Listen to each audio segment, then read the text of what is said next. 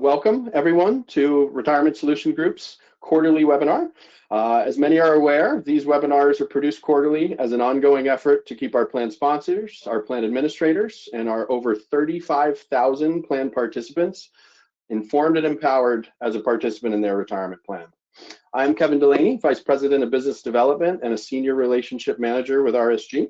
I have over 10 years of experience working with sponsors and participants at reaching their savings goal, and it's the best part of this job. Joining me today are two of our fantastic relationship managers, and our relationship managers are the ongoing representative tied to your account. And so you get to form a relationship with these two.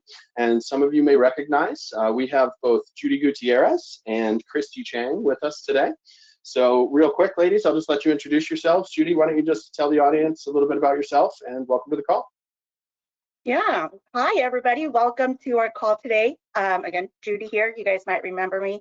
I have been with RSG for about 3.5 years and in the industry for about 20, working with participants such as yourself. On my time off, I am an avid dog person, so I spend a lot of my time and extra resources on dogs. So I like to say, do as I say, not as I do. Do not spend as much money as I do on my dogs as I do on your pets. But with that, Christy, what about you? Well, clearly you have a retirement bucket set for your dog expenses, Judy, but I have a different bucket. I'm actually a cat mom. So my bucket is going towards my 14-year-old tabby cat. I've been a financial educator for about 23 years with RSG, so hopefully a lot of you recognize me as well. In my spare time, I'm also a mom to 2 human teenagers, so I'm certainly a glutton for punishment in that area, but thank you all for joining us today. Yeah, that's great. Thank you for those intros. And so I'm really excited today, guys, because this is a little bit of a different format for Retirement Solution Group. As you know, if you've been on our webinars in the past, oftentimes we try to find topics geared for our participants in 2 of the 4 quarters. So in talking about this format, there are just so many questions out there from all of our participants in regards to their retirement journey. And so when Judy and Christy and I started talking about how we wanted to do this, we came up with this more podcast style. And in this podcast style, we're going to be very interactive with one another, and we're going to try to touch upon literally almost every question that you guys have thought of as a saver across the the different generations that we have right now saving into our retirement plans. So just a bit of housekeeping before we get started. First, questions. Obviously over here on the right side of the webinar, you have a little drop-down area where it says questions. If any of our participants do have direct questions for us, you can use that area to ask them. And if we have time at the end, I promise we'll try to address them. If we do run up on time, then we'll get those questions answered for you in our follow-up email coming out in 24 hours. So talking about our format for today, again, getting back to what Christy, Judy, and I were all talking about, we have so many participants in all of our plans. And when Judy and Christy and I are all meeting with all of you, tons of questions come up, but they're different amongst all the different savers, right? So I thought today we could start off talking about kind of the early savers in retirement plans, those that might be like on their first job, or just getting started in their careers, having maybe graduated college if you go to a university or college, or starting your working career in a 401k at 21 years old, perhaps, since that's oftentimes the age requirement. So for this group that we wanted to talk about first, we were kind of looking at ages from about 18 years old, if your plan allows entry at that early, otherwise say 21 to 28, 29 years old. And so for the purposes of the discussion here, both Judy and Christy and also myself will talk about some of the questions that have come up most commonly asked in this group of savers. So to kick things off, I'm just going to go to Christy first. But Christy, what do you see commonly in this group of savers, or what common questions do you deal with the most with these folks, say 18 to 28 years old? Yeah, this is a group that is new to the workforce, in their early 20s. So they're just getting started. And for a lot of people, myself included, it's easy to assume that this is a stage where they don't have large expenses, they don't have families, they don't have, major bills to pay. So, at a recent meeting that I held with a group of highly educated, also highly paid young professionals, I pulled the group at the end of the meeting and asked, hey, give me a ranking out of 10. What's your level of financial stress, with 10 being the highest? And the survey came back at 8 out of 10. So, it really surprised me, given the demographics and maybe incorrect assumptions that I made, that this group, even though they may not have the mortgages, the kids at that time, they still are experiencing high levels of financial anxiety and financial stress, and really looking for ways to make a plan to decrease this. So I think the most important things for this group and the questions that come of these meetings are, how do you build a solid foundation for yourself, a solid financial foundation in your 20s and early 30s, so that you avoid putting yourself in a position of financial stress in the future.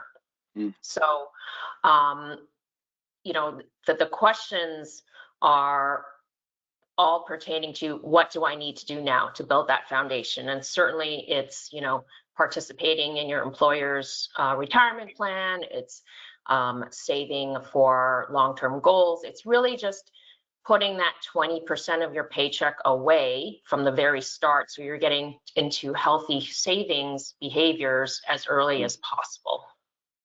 Christy, even though 20%. Go ahead, Kevin. Sorry, Judy, go ahead. I got excited about the 20% that Christy was highlighting. That's what triggered me too. I was like, 20%.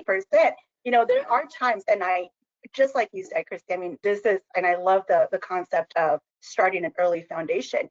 But with this group, I sometimes find that, especially because times have changed, from when I was 20 to now, the economy, their financials, they're a little different. So right now, you find some of this group, and I meet with them, I typically recommend at least 3%, which is quite a little bit different than 20. But why 3%? If I find those participants who are going paycheck to paycheck, maybe they have student loans starting. I've even had a participant move back at home because they couldn't afford their student loans, along with living expenses outside, living on their own. So I usually recommend to my participants that find themselves in that situation, and really at any age group, to at least do 3%. Why 3%? Because of paycheck neutral, which means that the maximum we can take out of our paycheck on a pre-tax basis without it affecting our take-home pay is 3%, because that would be going to taxes anyway. So I always say, if you find yourself struggling, you don't know if you can afford it, do 3%. Just get started, dip your toes in the water.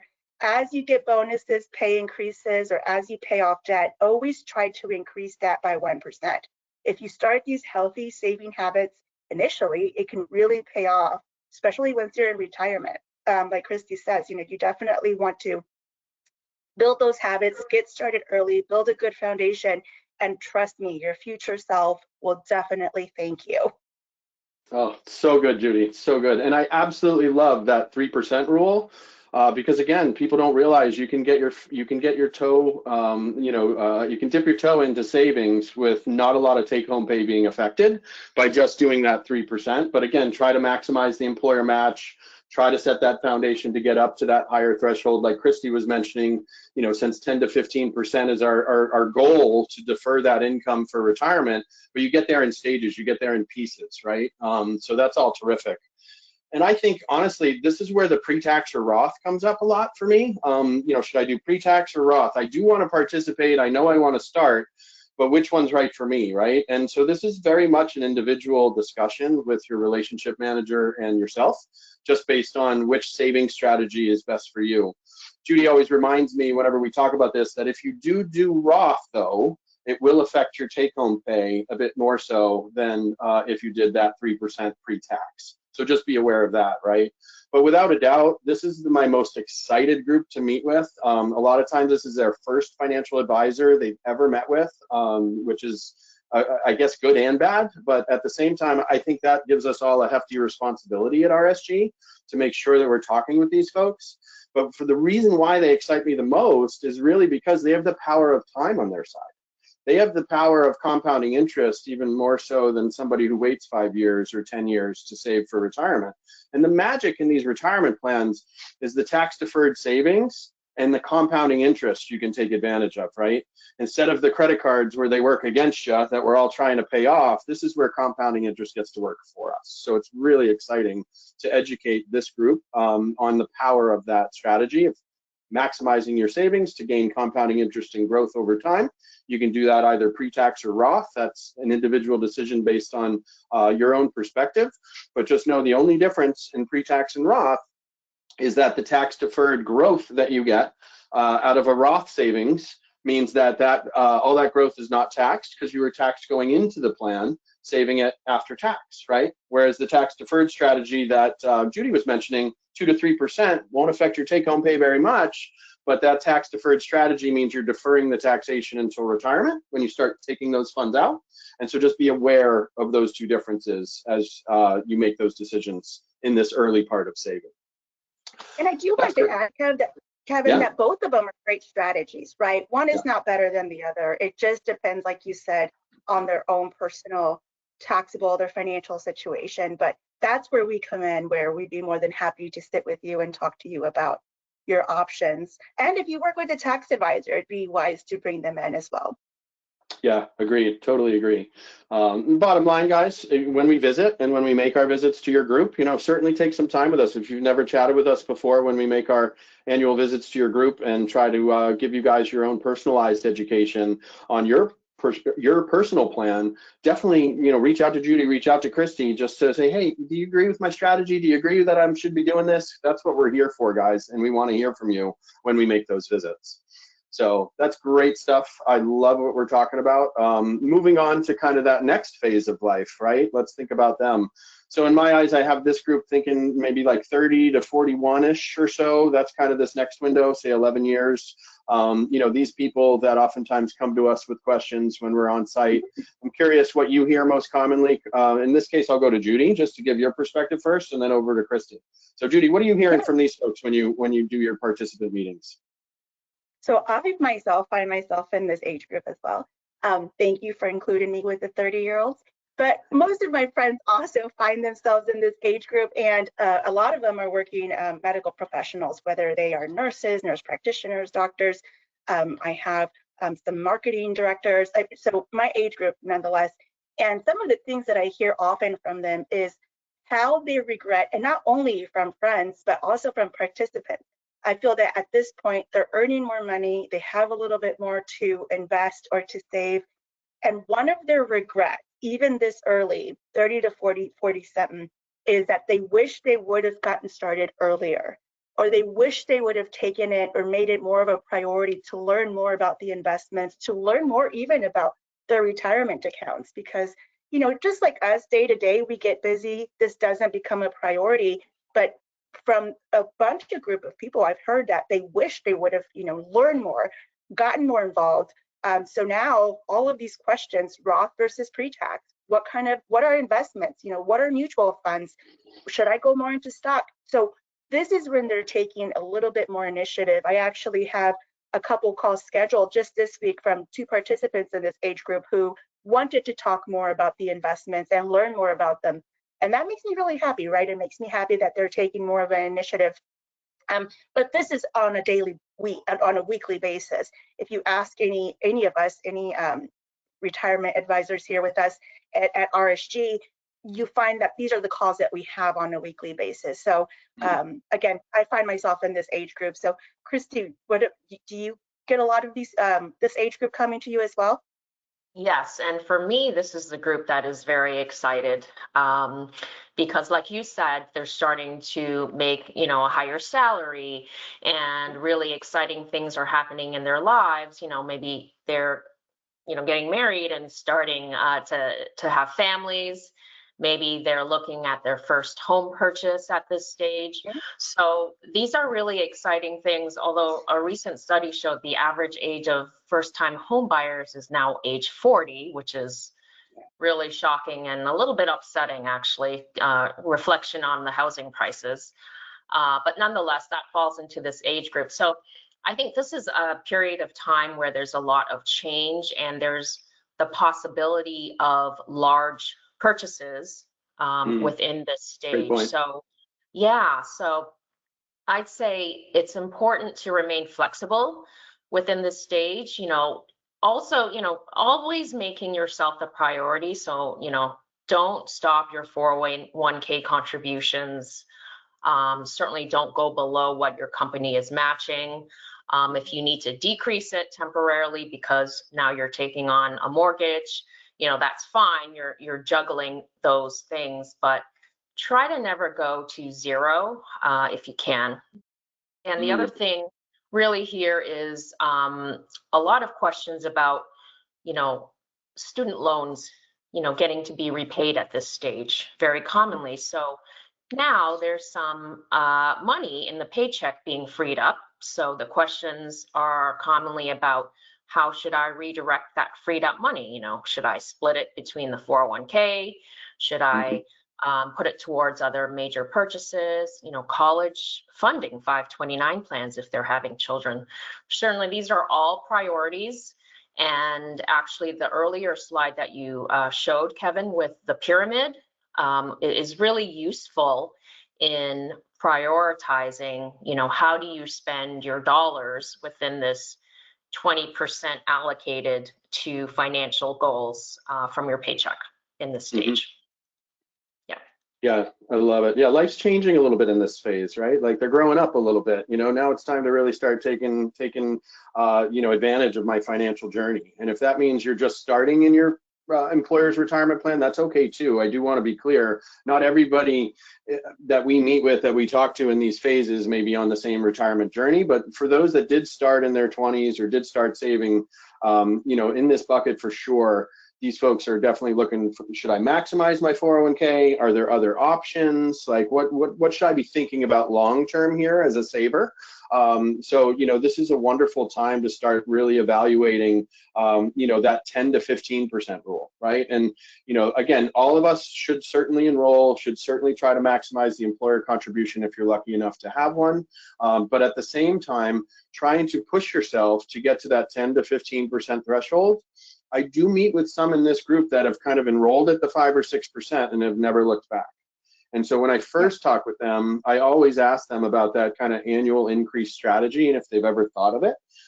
Just because, challenging yourself to increase just that 1%, I tell all the groups I meet with, use my visit every year as your reminder to challenge yourself. Can I up my contribution 1%?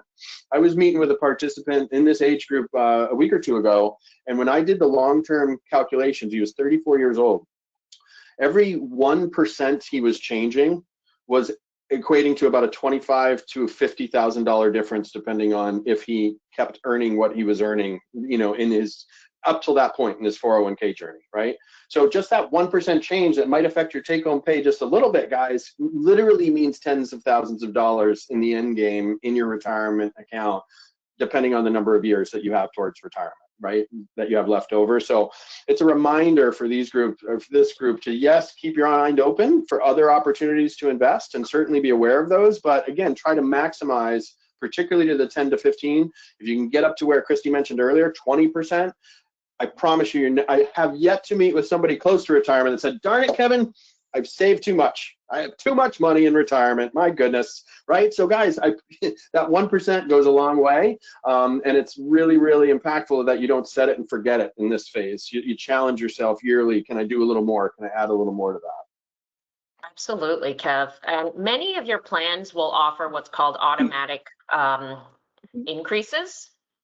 So if you are someone who was automatically enrolled, number one, in your plan, be aware of that, because you don't want to get stuck, like Kevin said, contributing 3% for your entire career. That's not going to help you hit your goals. Look, when you log into your plans, whichever custodian you're at, look for the automatic increase functionality. That way you can set a specific date during the year and set a specific increase amount, whatever that is, 1%, 2%, and every year on that anniversary, it will send a notification to your payroll to automatically make the adjustment. Oh, wow. Yeah, that's fantastic. And Christy, do all record keepers offer that, or should they ask, or can they find out on their website? What's your recommendation Yep. for participants? If you log into your site and go to the section where you initiate a change, of course, everyone's dashboard is going to look different depending on where your plan is. You should see very clearly there an option to set up the automatic increase option if it's available. So take a look at that. Okay, that's great. Love it. All right. Well, moving on to our next group of savers, and Christy and I may be in this bucket. Since Judy got the luxury of being in the bucket, but I hate to think of this as kind of the mid-career or latter half of your career, Christy. But nevertheless, if we look at these folks that are say 41, 42 years old to say 54, so in that bucket of time, within their journey, this group is very unique to me when I meet with them. But let's talk about these guys and what you may hear from them. So Christy, why don't you lead it off this time with regards to folks, say 41, 42 to 54, or what are you hearing from them in terms of concerns or common questions? Well, it's funny. I certainly fall smack dab in the middle of this group, and the Hartford Funds did a study recently, and this age group came up as the unhappiest, most stressed out group in all of the groups that we're talking about. So that's not great news, but the reasons behind that is because of this whole sandwich generation concept, right? We are at the same time trying to raise our own kids and get them up and maybe into college and out of the house. At the same time, maybe balancing aging parents and health concerns there and trying to assist with their medical appointments and maybe some of their medical expenses. So it's a very stressful time trying to balance those two groups and also trying to save for your own retirement and possibly maxing out, hitting those contribution limits at the same time. But, if you can, within this stage, at least monitor what your plan is doing, performing, in terms of, are they hitting your goals? Is it being tax efficient? Are you putting in as much as you can close to the IRS limits, which we're actually released the new numbers for 2026 just this week. So there's going to be an increase to what we can all save personally as of 2026. We can put in more, and if you're under 50, you can now do 24,500, and the catch up is now at 8,000. So within this stage, you should try to hit the maximums because your salaries are also kind of at, getting close to peak. So making sure always that you're taking care of yourself and your own future retirement first and juggling everything else on the side. Love yes, it. Christy, I agree. Yes, absolutely. Well, and along with the sandwich, calling it the sandwich generation, I feel like, in every aspect, this is probably the age group that deals with most adversity, right? Between whether you're married, there's so many people now who are not married during this age group. Like you said, even home buying becomes a little bit more, happens more during this age group nowadays. But the adversity that hits us during this group, whether it's loss, divorce, marriage, children. So a lot of things are changing here. What I usually recommend for this age group, and as a matter of fact, kind of a sad story, but a few years back, I was at a college doing one-on-ones, and I had two ladies back to back in their 50s sit with me and tearfully tell me that they were recently divorced. Husband took all. So it's also very important, just like both Christy and Kevin have alluded to put yourself first, pay yourself first, right? Even if you're married, these 401ks are for yourself, right? They're not shared, they're not joint accounts. So try to contribute what you can to your account. And if you're not working and you're just getting started, also know that it's never too late, right? This is a great time to look at all of the resources that are available for you, whether they're online, on your record keeper site, on the Social Security website, which is a good site to get accustomed to during this age group, which the website is ssa.gov, samsamapple.gov. Create an account, look at the resources, look to see how much you're expected to receive.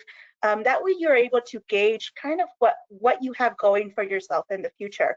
But like Christy talked about, obviously trying to maximize those tax benefits during this group, those tax deductions during this age group can be key.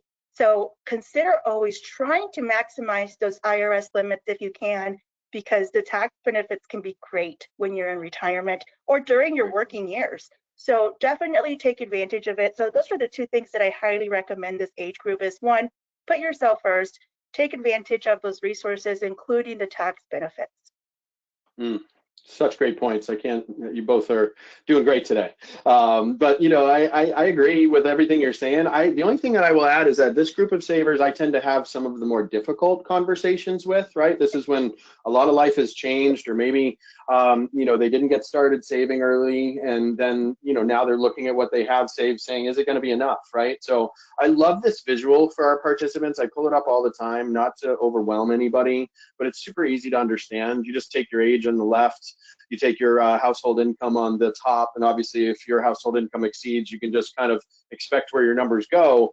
But nevertheless, just find out where the crossroads are, and essentially where that intersection point is. That's kind of where your balance should be if you're on track to replacing about 70% of the income you're used to making now. And if you're not on track, that's why you talk with us when we make a visit. And we may not be able to give you the magic formula to creating a lot of zeros in your retirement account. But Judy mentioned, and I love it, the only bad time to start saving is never, right? Like you gotta, take advantage of these plans and take advantage of deferring some of your income now, so that way you can use it in your retirement years. But remembering to, try to defer as much as you can during this stage as comfortably possible. A lot of people are knee deep with families. A lot of folks are having questions about schooling and what should I do with my kids?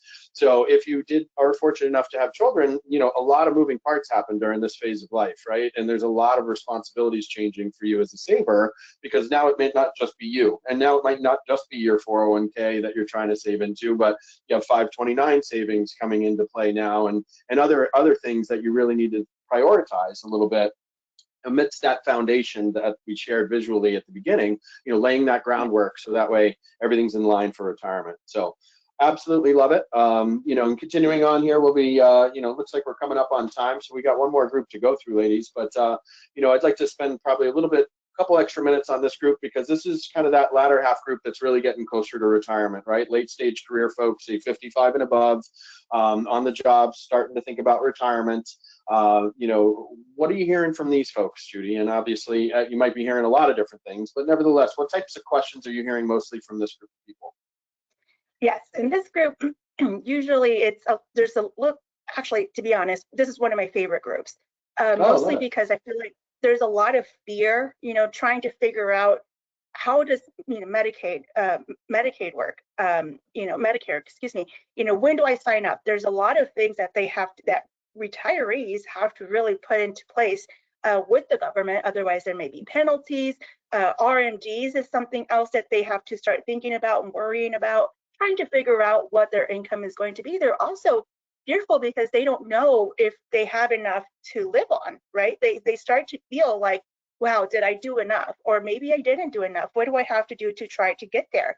And honestly, in research done, retirees are frequently asked what they fear most, if it's dying early into retirement or running out of money. And over 90% of the time, it's running out of money. So just straight from the horse's mouth, it's something that we definitely need to think about. And and this age group really does show that when I sit with them, they're just wondering, did I do enough? But I did have a story here with the participant that kind of shows what where most also go with this, and that's estate planning. The participant was thinking about, okay, so once I'm retired, he was a couple years away from retirement. He had both pre-tax and Roth. And I have to give him kudos. He was very much on top of his finances, but he was thinking, where do I take money from first? And it came down to, do you want to pay the taxes on your retirement monies, or do you want your beneficiaries to pay taxes? And he said, I want to pay the taxes so that my kids have tax-free income. So And that was his mindset, right? Now, I don't have all my participants don't think that way. Some are like, no, if I'm giving them money, let them pay the taxes. But nonetheless, that was a conversation. And I do have these conversations often where estate planning also comes into play. So again, it's just really taking advantage of the years you have left to work by contributing as much as you can.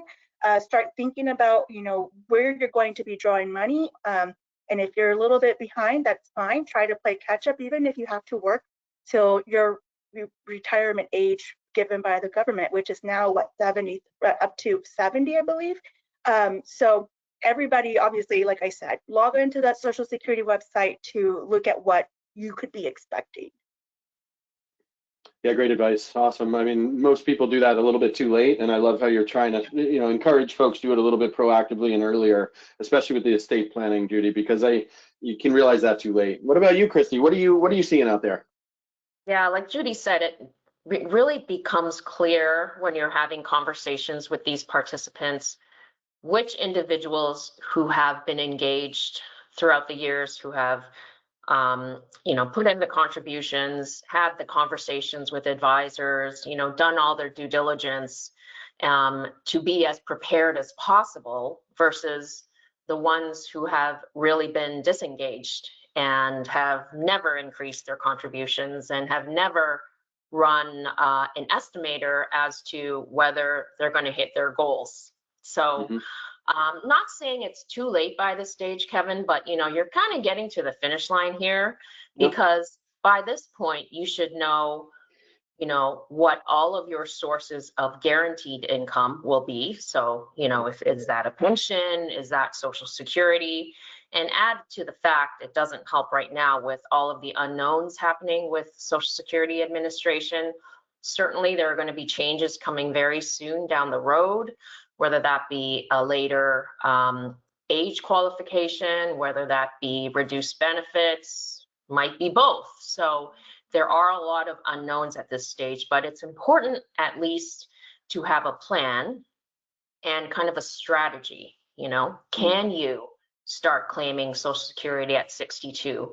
Or is it going to be more like 65 or 67 based on what your expenses are estimated to be? So if you look at Social Security as covering essential expenses in retirement, so things that you can't live without, like food and housing and medical and insurance and utilities. And then you look at your variable sources of income, like the 401k, IRAs, things that will fluctuate in value because they're market invested, that can cover the non-essential, the travel, the shopping, the nail salon, whatever you like to do, but it's not essential. So by this stage, and certainly this is a very common stage for couples to be talking to financial planners and advisors and really drilling down the numbers to figure out, okay, we can pull the trigger at age 66 or 67 and not feel any anxiety about the numbers. Anxiety. It'd be so nice to not feel the anxiety about the numbers, right? I mean, that's what this is all about. But yeah, such great points. And, the only thing that I'll add, and it was to that disengaged type person, right? Somebody who might have enrolled years and years ago, got enrolled in their target date fund and never really looked at diversifying out of the other investments, right? And I think one thing that folks overlook is that a target date fund is designed to take on more risk earlier on as a saver, right? So as you get late stage saving in this group of savers, there's usually only a 45, 50% exposure to equities. So I get a lot of questions like, hey, how come my account isn't going up? Other people are telling me they're doing really well. And they don't all the time realize that target date investment is only taking about 50% towards equities, and the other 50% is in fixed income. So diversifying yourself properly, having the taxes in mind, everything that you all said, establishing a plan for Social Security here, understanding how much you get on a monthly basis to help with that budgeting of your monthly expenses, so vital during this time. And also when it is a great time to meet with a financial planner, right? Because there's all different tax strategies in terms of how you take your income in retirement. And so having your strategy in mind for you is most important, right? You don't just want to get to be retired and be like, should I take money here? Should I take money there? You really want to get strategic during this phase for sure. Right. Well, that's fantastic. I mean, I love the discussion today. I mean, I think we covered a lot of points. Obviously, we're a couple of minutes over here, so I do apologize for anybody that has hung on. But Christy, I've love your ideas. Take advantage. Folks, if Christy is your relationship manager or Judy is your relationship manager, please take some time with them when they visit you next. Ask the questions that you have. And obviously, we don't have a whole lot of time now to address any of the questions that came up, so I apologize for that. But if you have asked a question, we will follow up and answer it in our follow-up email coming out tomorrow. If you need to get in touch with myself, Christy, or Judy, our information's right here on the screen. And I'm going to leave you all with one last reminder, and that just a heads up that our next quarterly webinar will be usually the start of February, where our CEO and founder, Steve, will give his thoughts on the market for 2026. So tune in for that. And everybody, I wish you a great Thanksgiving coming up here in a couple weeks. So thank you for your time. And thank you, Christy. Thank you, Judy. Thanks, everyone. Thank you, guys. Bye. Bye. Bye.